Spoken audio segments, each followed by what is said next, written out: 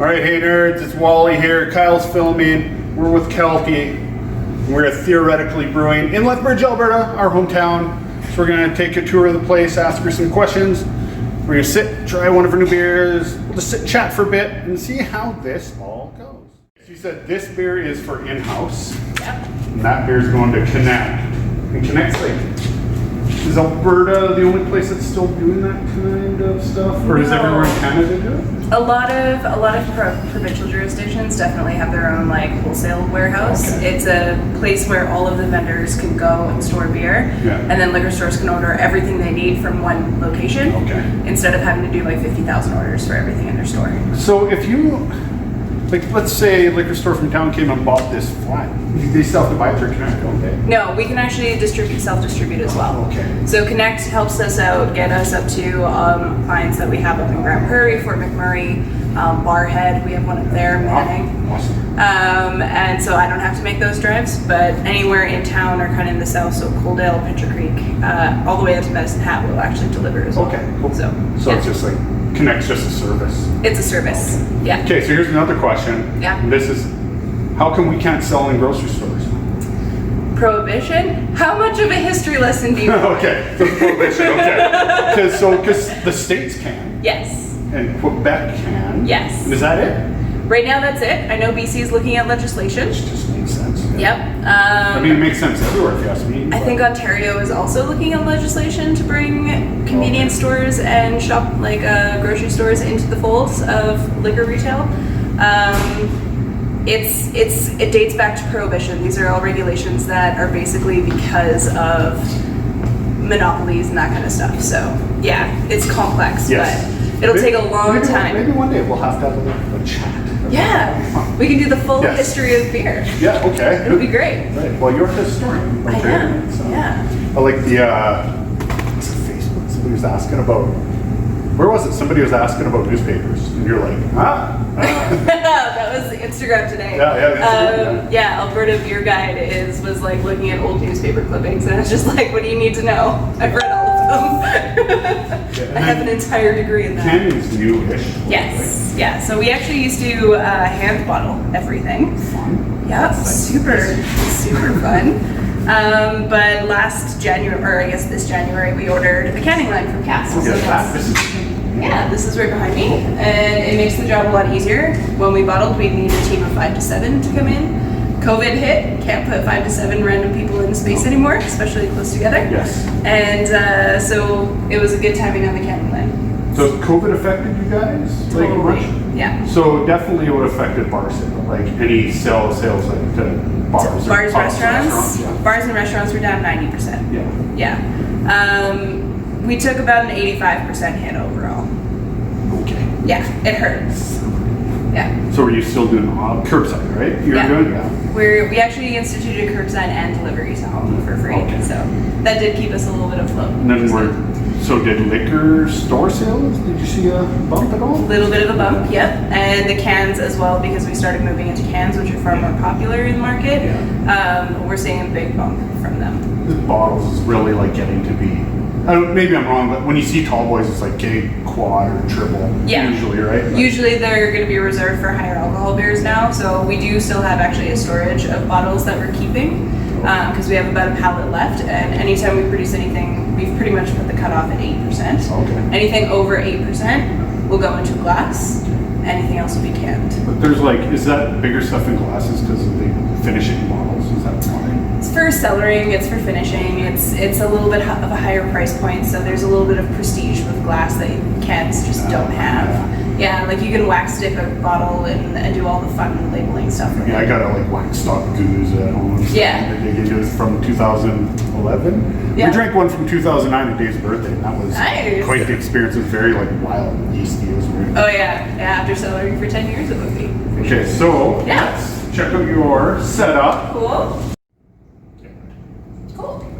So this is our mash tun and our boil kettle, and then we have 3 hot liquor tanks. They're just hot water tanks. Okay. Yeah. So instead of going with the traditional setup, we actually had ours custom built right here in town. Yeah. So Charlton and Hill built all of our tanks for us, including the crane that we used to lift the mash out because we're lazy and don't like shoveling.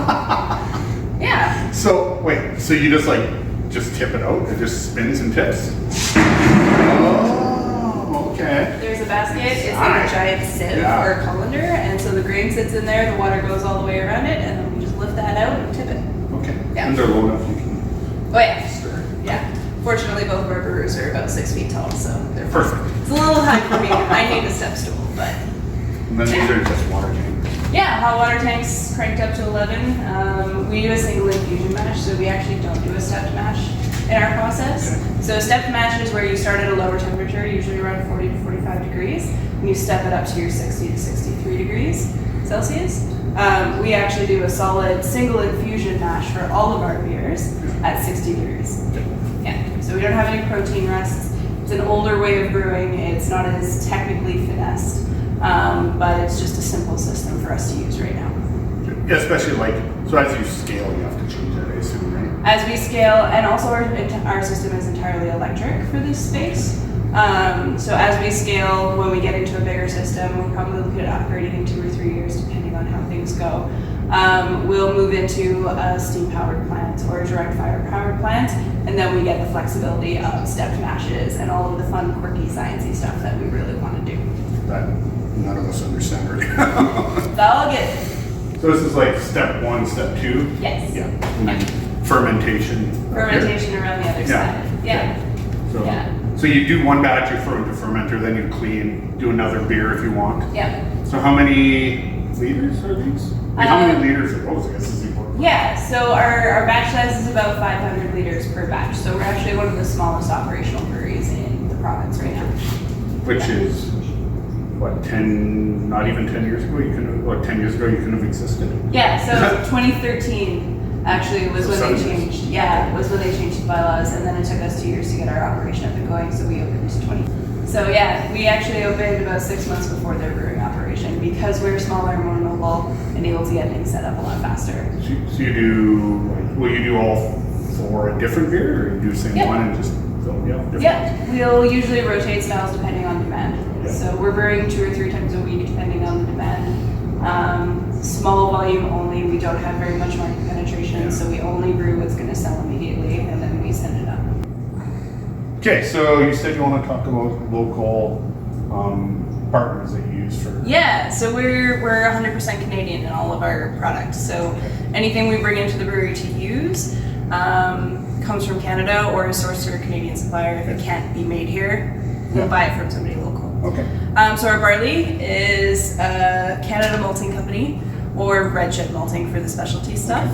And they're incredible. So if you ever go up to Penhold, Alberta, you can actually go and talk to the Hamill family, because it's just a family of farmers, dad and some sons, and they set up a malting company in their giant red combine shed, which now does not fit the combine. Okay. So, but they went to like brew school and malting schools and stuff like that, so they're really into the science of it. It's great also because with Canada Malting and with Red Chip as well, we can literally geo-track where all of our grain comes from. So we can go out to that plot of land to test the soil if we wanted to, and kind of see the growing conditions and what they're using, which is phenomenal. So Red Chip supplies a lot of people though, right? Red Chip supplies a lot of Alberta beers, So do you find so what do you do for hops, for instance? Like, do you get them from BC or Ontario? Yeah, so the vast majority of the hops that we require come in through the BC Collective. Okay. There are a couple of different hops farms out there that we're starting to work with, but there are some Albertan hops farms that are finally getting crops up. So it takes a couple of years to establish a hop yard. So we're going to be working with Paradise out by Vauxhall, and a couple others around the province, whoever's producing this strain of hops that we need. Yeah. So using local only, does it restrict you from kinds of beers you can make? Absolutely. Yeah, so we cannot, for instance, make certain styles of IPAs or Pilsners because we are not bringing in stuff from those regions. Like, you're not bringing New Zealand hops or New American stuff they use for New England, New England. Yeah. So we're kind of restricted that way. That being said, like some of the styles we do produce are European. Okay. So we'll take a European strain of hops that originally came from there, and then, but it's produced. But they're grown here. So even though we're not getting the terroir of the microclimate that they're grown in Europe, we're still getting it from Canada. So you get local employment, but also ethically produced. You know that. ethically produced and also really low carbon footprint. Yeah, because there's no transportation on most of it. And like you said, you can geotrack, you can go out there and see them. I want these ones. Exactly. Yeah, that's cool. That's awesome. It's a fun way of doing things. Yeah. I mean, at this scale, it's probably easier. Do you think big guys are still doing that? Like, I don't know who, like Calgary, some of the big Calgary breweries, like Alberta probably isn't doing that, right? Probably not. I know that they are really bent, like anyone in the craft field is kind of really focused on supporting the local guys. So I definitely know that they're using local grain. I'm not sure that they're super into the science of geo-tracking where it is. It depends on if you have an operational lab in your brewery. We have 2 chemists employed with us, so yeah, we have that ability to do all the science side. Alberta beer is like very local. Very local. You can't get it anywhere else. You can get anything from anywhere in Alberta. Because we have really, from my understanding, the most open market in Canada for sure. We do, but maybe in North America or something. I'm not sure about some of the state's jurisdictions. No trade restrictions. Yeah, but like if you produce any alcohol product anywhere in the world, you can sell it in Alberta for the same listing fee that a local producer pays. Okay. So it's very much the most open market that I am currently aware of. Is that good or bad? As someone who produces here, it sucks because we're competing with everyone outside of the market, and we're not allowed to go play in their sandboxes. So I know there's like a lawsuit against us from Steam Whistle, like Doo-Doo-CL. Yeah. One of those guys. We can totally get into that if you want. Yeah, let's talk about it quick. So, and essentially, like, we'll just do the short version because we can do another video, another kind of long version because I have lots of questions about that. But essentially, everybody has a closed market. Yeah. We wanted to do something similar. Yeah. And got sued for it. Yes. Why? So, interprovincial trade in Canada is a very complex issue, and there's a lot of ins and outs. The closed markets in other provinces and in Alberta up until 1994, when we switched to a privatized model, are basically holdovers and hangovers from Prohibition. This all dates back to Prohibition and the laws around there. So when Prohibition ended in 1924 in Alberta, we set up our own jurisdiction for liquor markets. And that continued in the same vein. It was publicly owned until 1994 when it privatized under the Klein government. I wasn't here. And so when that privatized, it opened up the market. Anyone could import now. BC, for example, where I'm from, they still have a government-run market. They don't open their borders. It would cost us about $15,000 per SKU for us to try and get into a BC market, which it's not worth it for us, no. Because you can't. I'll travel, and I never see a beer anywhere, but in Alberta, so as a brewer it sucks, as a drinker it's awesome. Yeah. I can go get Ballast Point, or I can go get, like, Collective Arts, or whatever, right? As a consumer myself, I love the selection of Alberta, and it breaks my heart every time I go home. The selection of Alberta is unbeatable, but we're not, as producers, we're not allowed to sell anywhere else. So it makes it really difficult. It's actually financially and like in terms of legislation, it's easier for me to open a brewery in BC than it is to try and get it across the border. Okay. Yeah. Oh, that was Cool Shed for a while. Weren't they making beer in BC and bringing it and then bringing it back because you can do that and you can still access both markets. Whereas if you produce it here, you can't get back across the border. Yeah.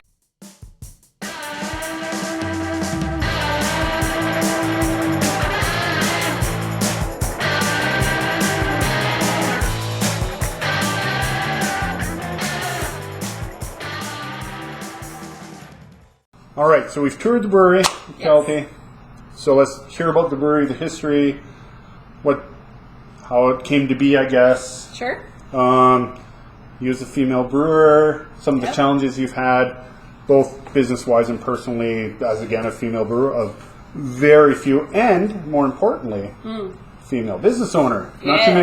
There are not too many female brewer owners. Like 2, 3? I think there's only 2 of us in the province right now. Yeah. Okay. Yeah.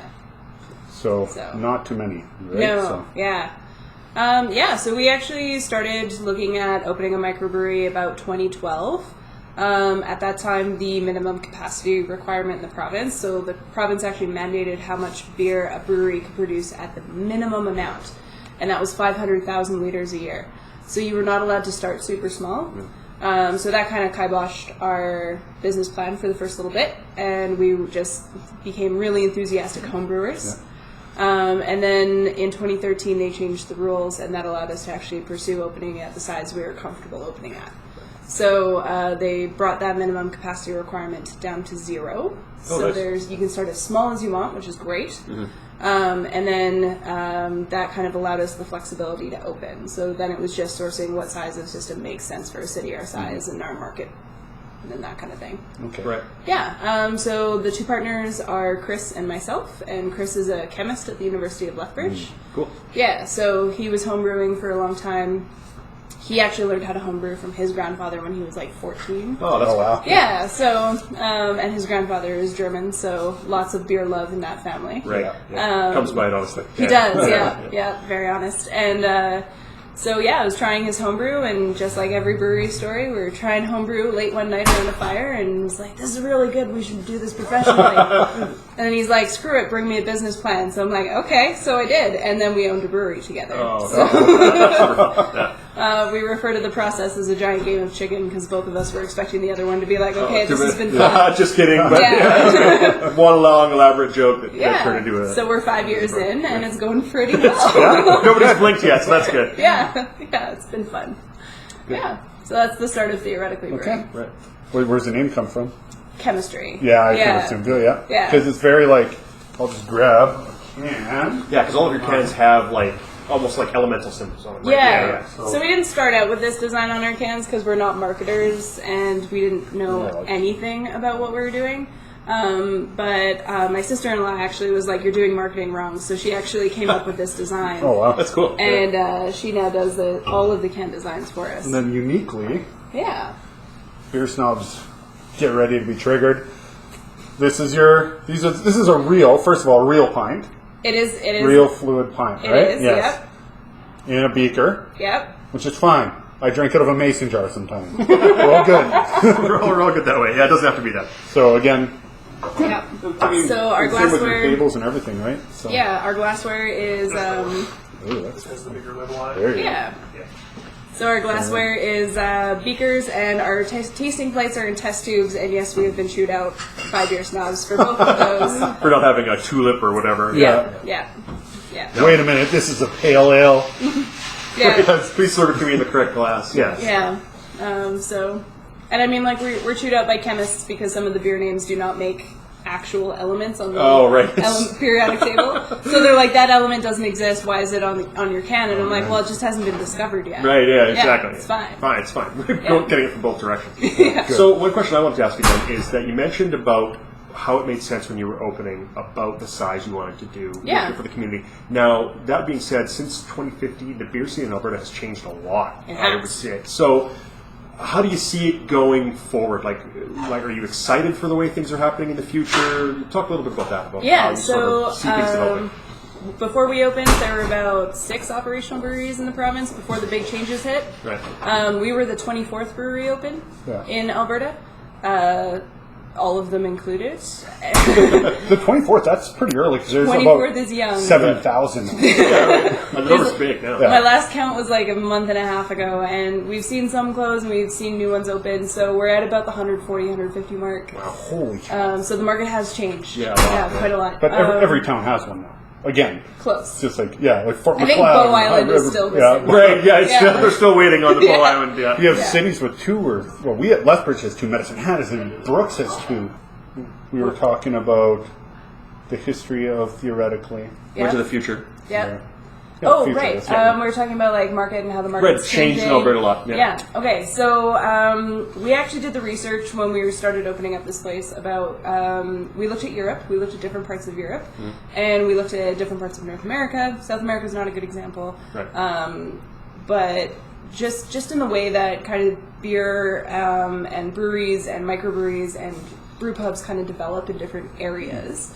Alberta has the highest beer drinking population for any province in Canada. That makes sense. Yeah. We love beer here. Yes, we do. Yeah. So when we were doing our research, we actually looked at cities and towns around the world that are similar size to Lethbridge. Right. And one of them that stood out was there's a town in Germany, and it's 5 years ago, so I can't remember the town's name, but there are about 50 to 60,000 people. Mm-hmm. They have 9 microbreweries. Oh, wow. And every single one of them is packed every night. Right, all the time. Yeah, because people there only drink the local stuff. Mm-hmm. There's almost no market penetration of any of like the Carlsberg or the Heineken or like the domestic brands. Right, yeah. Because people are so focused on the local. And Portland, Oregon is another good example of that. Boulder, Colorado, Denver, Colorado, also incredible beer capitals. Right. And these are places where beer culture has really taken off. Now, Lethbridge could probably easily sustain 8 breweries between our size and Coulee Brew size. Coulee Brew is 42 times our size. Right, they're in really capacity. big, yeah. Like, they're giant. Yeah. So between us, like that spectrum, we can probably get 6 or 7 more breweries in the city, and everyone will be comfortable, assuming that the population of the city scales back their drinking of the domestics and focuses on more local craft, which we're already starting to see people do. Put down the Pilsner and actually drink something local. Well, I mean, like, drink a Pilsner, but drink a craft brewed Pilsner. Oh, right, not a Pilsner brand Pilsner. Yeah. I had that conversation with my wife the other day. She was like, oh, I wanted to get a Pilsner, but you don't like Pilsner. I'm like, no, I don't like the brand. Pilsner, the style is fine, especially when it's hot. And, like, Old Style Pilsner is a great example. Lethbridge is actually really proud of that beer because it was born here. Right. Yeah, exactly. Yeah, that's like the Lethbridge beer. Right? That's the Lethbridge brand. So do you think we'll get them in Lethbridge? Can you see actually us getting to that number of breweries, or do you think so. the sort of macro shadow is too high, too much? Right now it's pretty high, but Lethbridge is changing demographically at the same time. So when I moved here 10 years ago, Lethbridge was very much a university kid town and a retired farmer town. And now all of the people who can't afford, like people my age who can't afford to live in the big cities, they're coming back to Lethbridge, or they're coming to Lethbridge to start their families and do life things.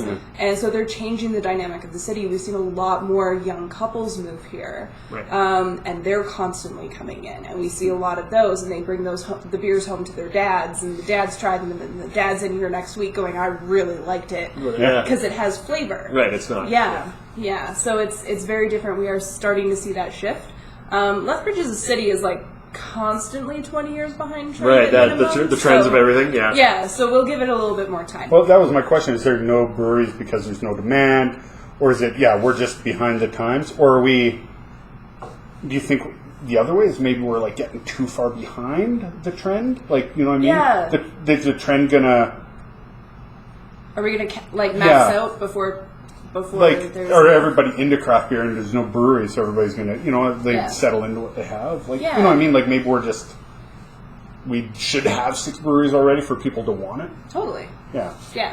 And that's why whenever someone comes in and goes, Spectrum opened up on the north side, are you guys scared? I'm like, no, we love those guys.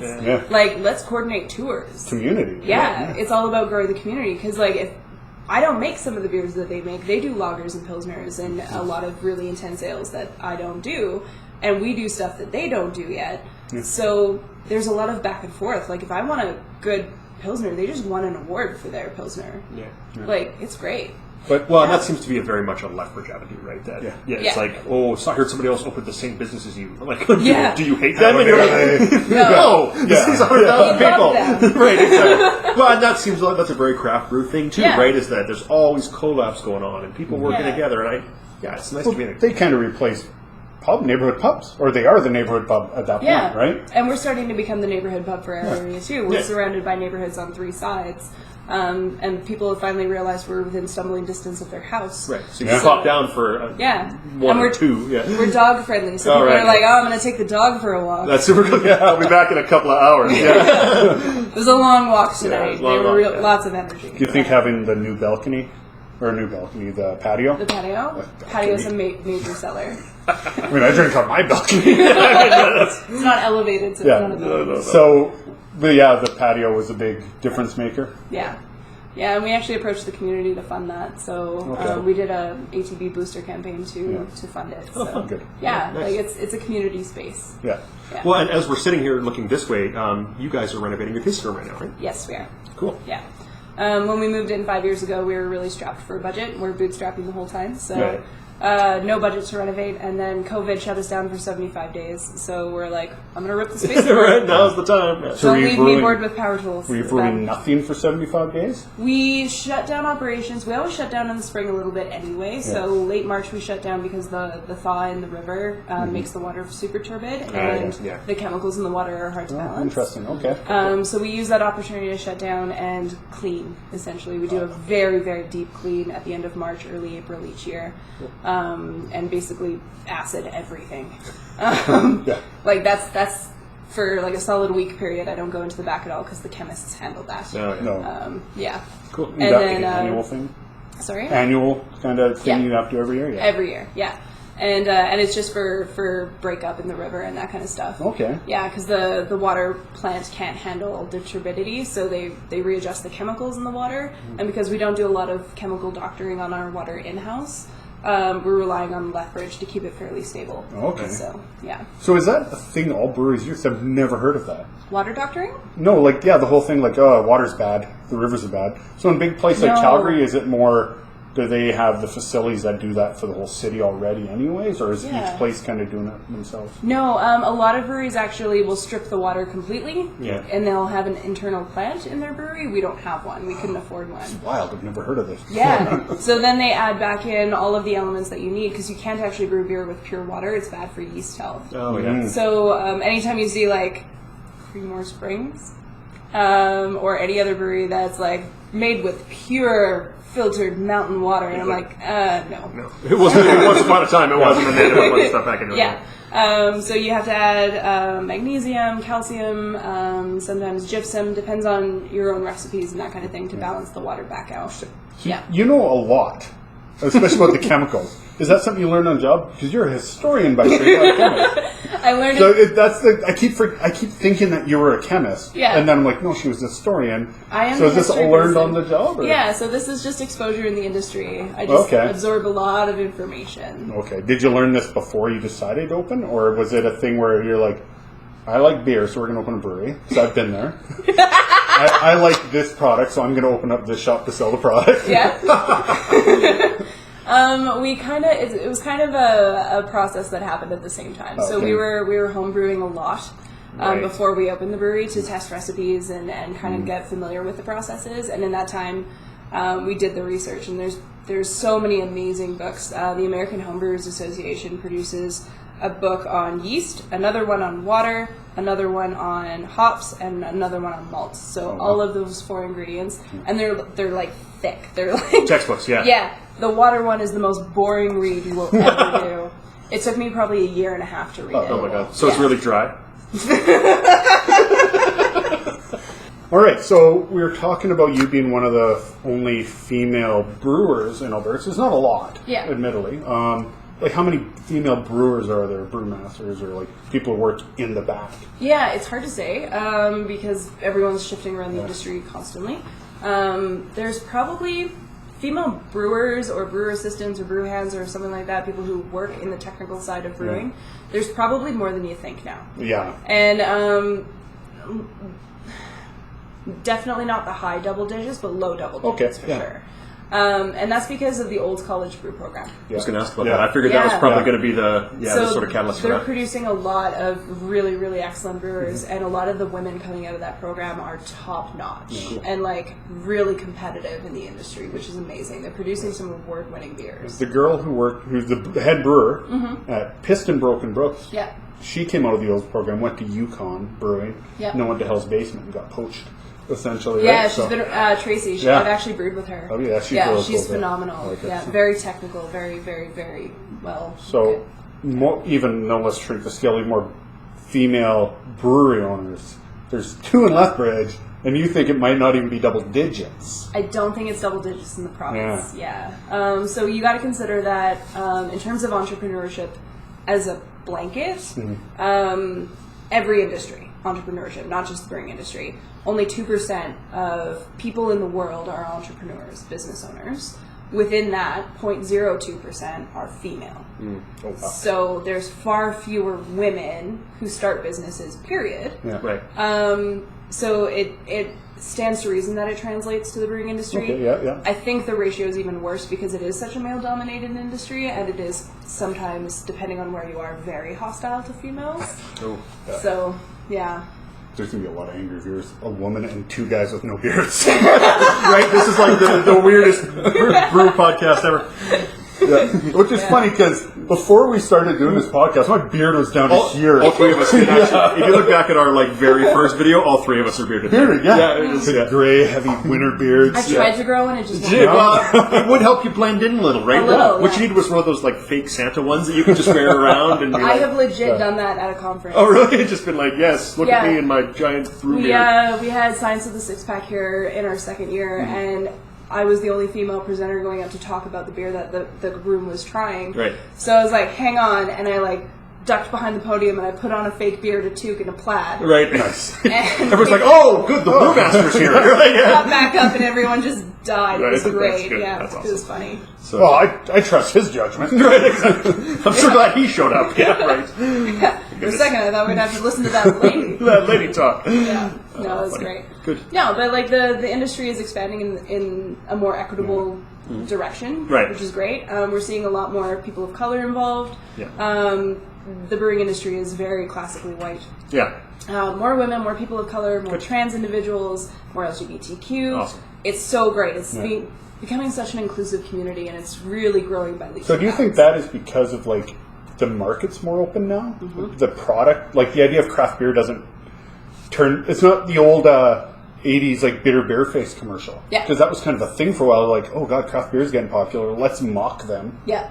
Oh, IPA's a style. Oh no, bitter beer face commercials, right? So It's a good callback. Yeah. I forgot about that. But so you got to take a lot of pride because, like I said, that's now. Yeah. But when you started, Yeah. that really wasn't the case even less then, right? Yeah, I think it's been broken now, but at the time I was the youngest female brewery owner in Canada. Awesome. Yeah. Oh, wow. So cool. So I think there is someone who opened younger than I did. Right. 'Cause we opened when I was 25. Right. Oh, of course. Oh, So wow. that would Yeah. have been you Yeah. were the young gun then. Yeah. And now it's So changed. be a woman Right. and be under 30 in the brewing industry, no one fucking wins. And did something else around too. Yeah. So did you find if you went to these, you'd go to these conferences, or not conferences, but the big craft beer festivals and stuff, would they be just automatically go to Chris or Matt or whoever was there instead of you? So the first time we went, we took our product up to Calgary Beer Fest, the very first time. Matt was up working the booth with me. And there were guys who would approach the table and they would ask him a question. And Matt's just slinging beer, so he doesn't know anything about the business. Matt is my husband. Right. So he was up there helping me. And so they would ask him a question and he would repeat the question to me and I would answer the question and they would continue to ask him questions instead of just talking directly to So me. you're right because Yeah. those two things don't agree with each other. Yeah. Yeah. Women, beer. Yeah. And to be fair, a lot of the women pouring at those events are just reps. Right, And yeah. they should know their product inside and out, and a lot of them do. They're very knowledgeable about it.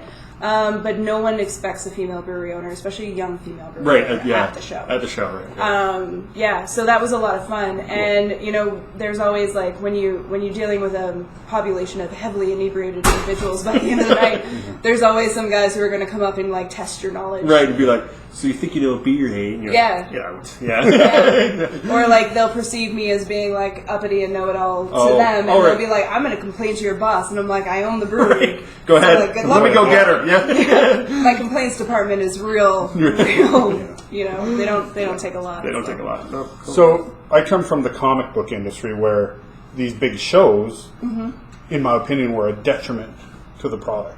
Okay, yeah. Right? Because I think they made it not too commercialized, I don't want it to be niche, but it made it it made selling comics really hard. Yeah. Because people weren't there for, a lot of the comic book people kind of got turned off by that because they're comic book people and they're just, probably like old beer snobs, right? Yeah. Don't want any part of this. Yeah. And then it kind of became this pop culture thing instead of a comic book thing. Sure. What about in the beer industry? Are these good or bad? Because like you said, by the end of the night, everybody's just drunk. Yeah. And it's not about the craft anymore, it's about the experience. Do you find that people remember you from that, or they come back? So I've often wondered, I'm like, does anybody remember any of these Or does it actually breweries by the translate? end of the Yeah. night? Yeah. So it's kind of interesting that you bring that up. There's a yes and a no component to that. It depends on who you are as you go and experience these festivals as well, because you will get the hardcore nerds who are there to try everything but not get drunk. Right, yeah. And then you'll get the people who are there just to like have a good time and get a little It's like an experience, Yeah, like they're going to go to the festival and they're going to try all the street food because there's street food vendors. They're going to try all the weird beers because why not? And it's a night of drinking for them, and that's totally valid and fine.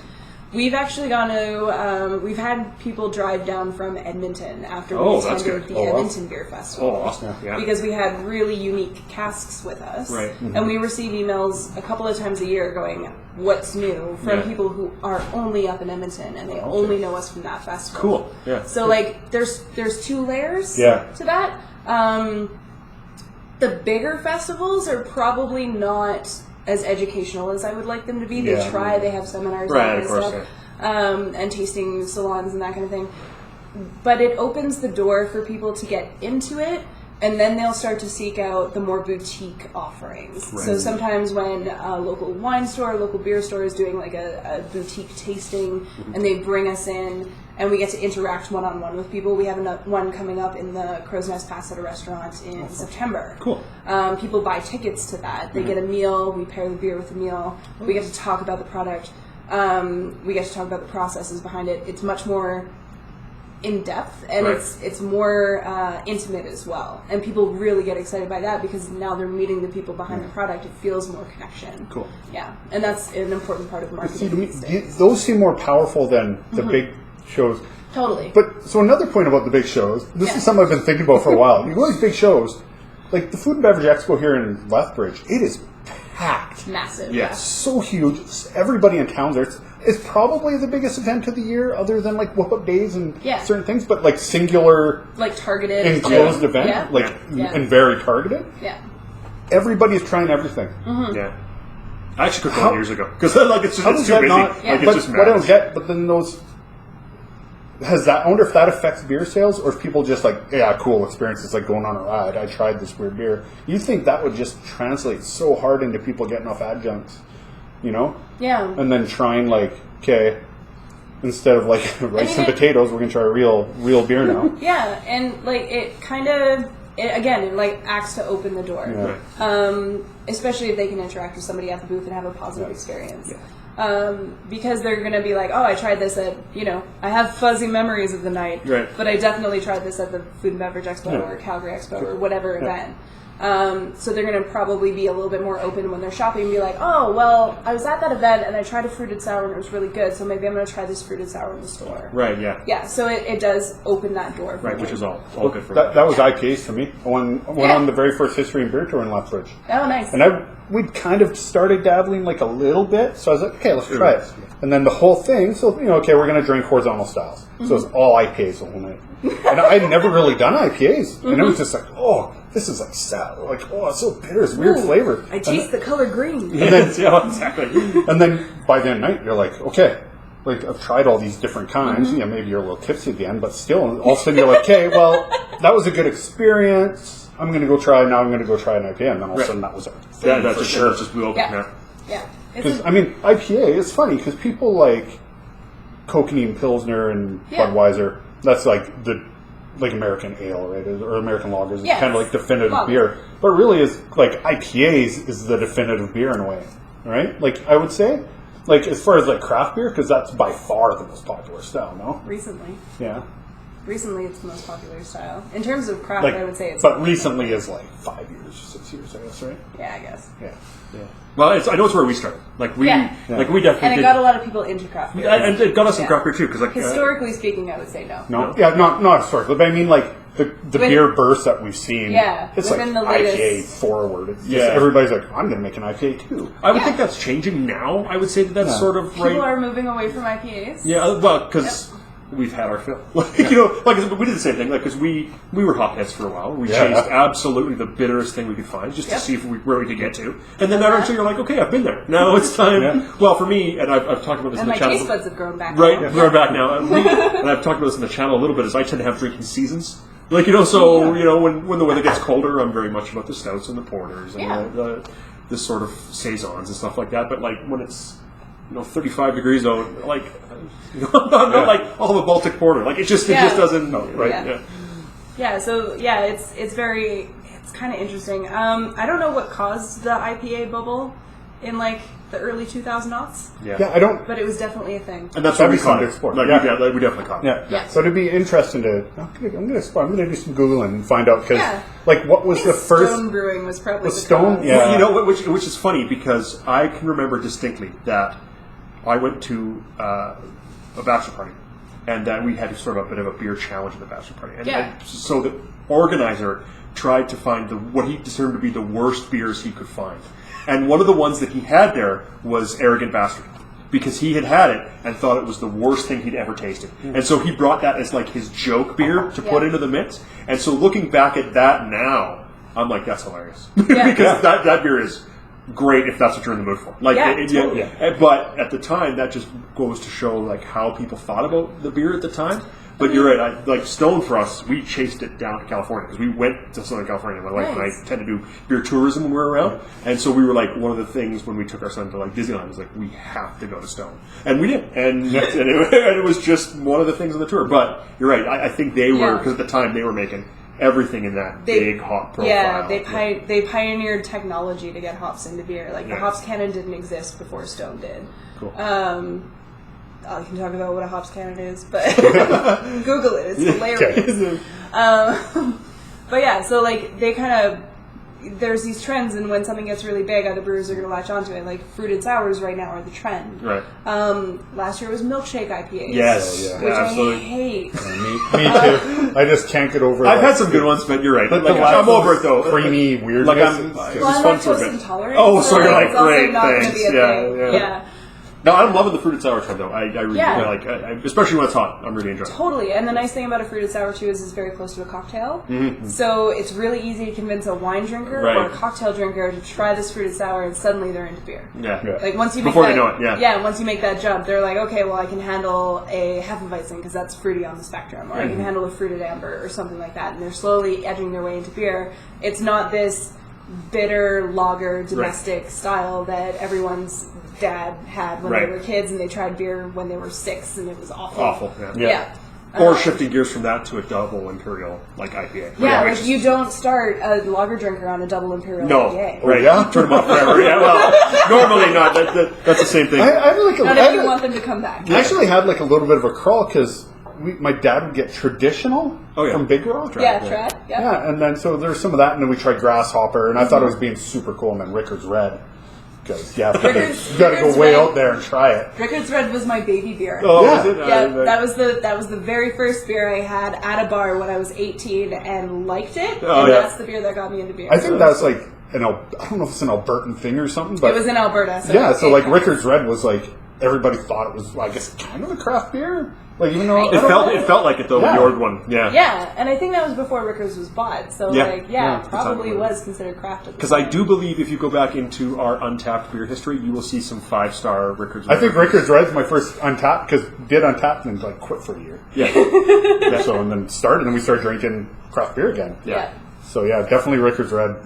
There's a couple of old 5-star reviews in there. Yeah, 5-star check-in. Funny. All right, so we are trying the Key Lime Margarita Sour, so fruited sour, which is very trendy right now. It is very trendy. So hashtag all that stuff trendy. That's your newest beer. Right? It's the newest one we've put out this year. We actually brought this out last fall as well. Okay. Yeah, so this is the second year we've run it. So did you change it at all from the first batch? No. Exact same beer? Yeah, exact same beer.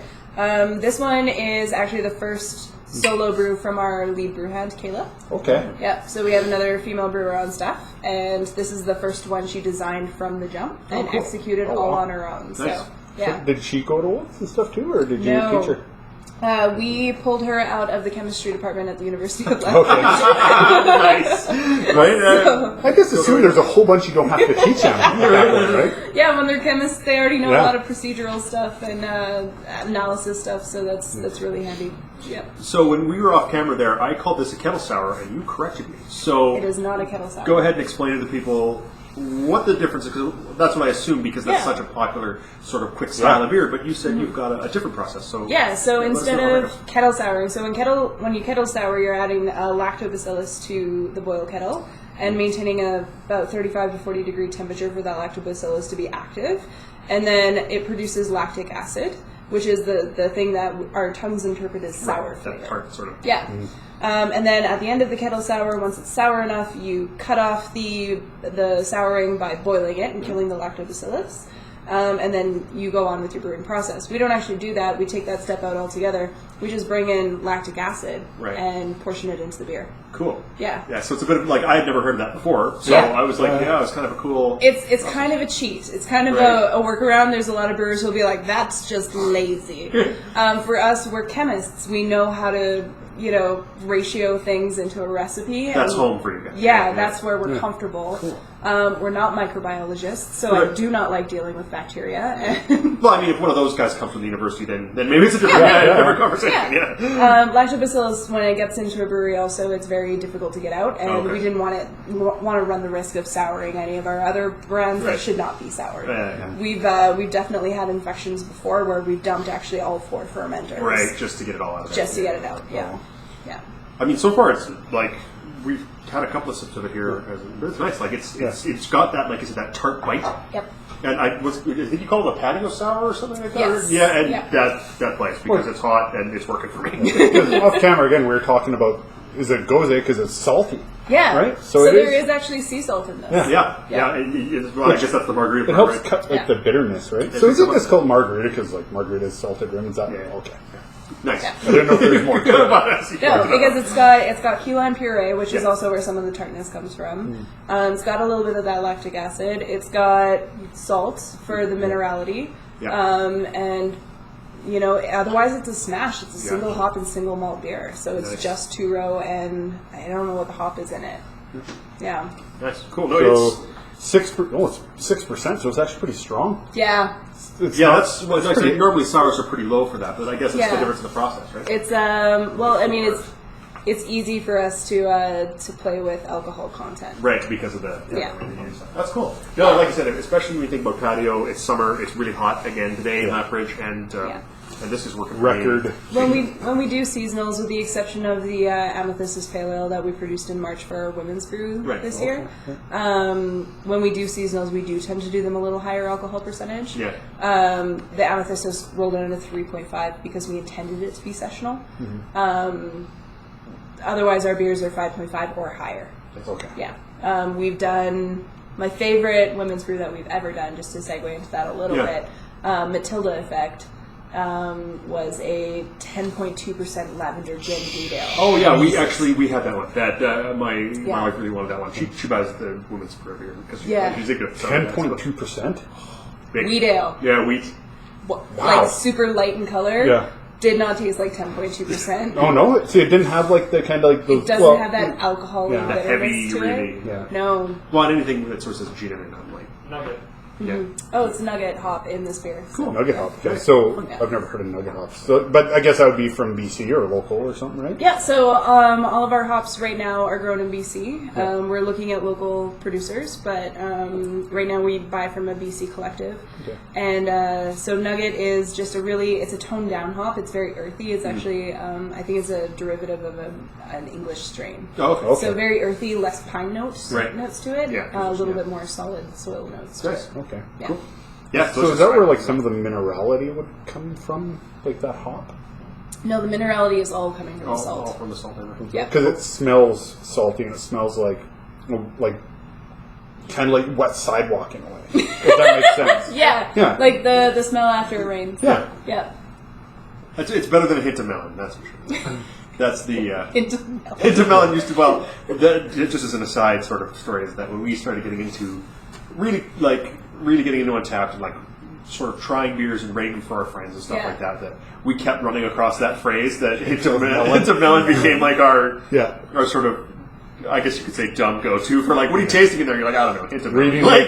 reading the really, really snotty reviews on Beer Advocate. Beer Advocate was always hint of melon. And I was like, really? Hint of melon? What does that even mean? What does that even mean? Can you pare down what type of melon it is? Right, then that'd be any part. But only a hint. But just a hint. Not like it's far away. like it was near a melon at one point. Yeah, no, it was just so that sort of became our shorthand in joke about like, what are you tasting in that? You're like, it's a hint of melon. And so, we'll do a honeydew beer just for you guys. Just forget it and call it hint of melon.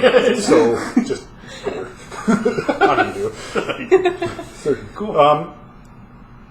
So key lime, is it just because it's not as like puckeringly bitter as a normal lime? Is that what you said? Yeah, so balancing the bitterness in a beer is really important. If you use straight lime, it can be done really, really well. Yeah. And examples of that are Blind Man's Kettle Sour series, had lemons and limes in it, and phenomenal beer. Yeah. Anything Blind Man produces is out of this world. And I get mad at their brewers every day. You're like, why? Because I'm like, just mess up once. Yeah, we had this so the rest of us feel okay. So you can do it really, really well. Key lime, it's we bring in a puree, so we don't have to actually squish some little key lime. Thousands of key limes, which are tiny. So we bring in an aseptic puree, and that's what's available on the market. We can go with a regular lime puree. We did find the bitterness too much. Yeah. Well, it's really good. Like I said, it's good, especially summertime happening right now. Yeah. On the big patio. 35 degrees. Yeah, it's the way to go. Yeah. I know it's good. It has a good mouthfeel. Thanks. I like salty beer. Like I really like sours a lot. Mm-hmm. And I couldn't tell people that for a while because you didn't tell people you like sour beer. Mm-hmm. And I think I was the only person you like them. I knew. But Dave, so the other partner from Fermented Nerds, he doesn't like sours at all. So we always laugh that we always keep it up for our own Untapped to see who's drinking what. And when Dave rates something like a 2.5, I'm like, ooh, I gotta go try that because if he thinks it's that, it might be good. Yeah, it might be good. Yeah, it might be good. That's like 5-star beer. So that's pretty high for him for a sour, so it's good. Everyone's got their own palate. Yeah, they do. Yeah, and so it's just funny that we kind of run things that way. Yeah. But he can drink hoppy. More than me. Yeah. Cool. Yeah. Well, okay. Well, thank you for having us. Yeah. Thank you. It was fun. Nice tour. Super fun. Very informative. Yeah. Very nice. Yeah. So I think we have some ideas for future videos. I think we ran through like half a dozen. We just need to make this like a regular thing, semi-regular, where it's like beer with Kelti. Yeah. History lessons and talk about beer. I want to talk about prohibition. So we should actually bring Belinda Croson in on that conversation. Yeah. She ran that a would be whole book. so cool. Yeah, that would be so. Yeah, we're gonna get some new ideas. So look forward for some new content. Yeah. Okay, so thank you for having us. Thanks very much. Thanks for beer. That was great. Cheers. Taking a growler home with you. Cheers. Cheers. Give us a big thumbs up. Like us. Comment below what you thought. Find us on social media at Fermented Nerds. All the Insta, Twitter, Facebook. Again, subscribe. Tell all your friends. Come down Theoretically Brewing. What's your address? 1263 2nd Avenue South. What's your hours? So you're here. What days are you closed? We're closed on Mondays. Okay. Mondays. Yeah, every other day we're open. Lethbridge, Alberta. Come down. Theoretically Brewing. They have an awesome patio, growing peppers out there, and fantastic. Be careful of the peppers. Yes, they're hot peppers. They're hot peppers. Okay. Thanks for tuning in, everybody. We'll see you later. Wally, I'm out.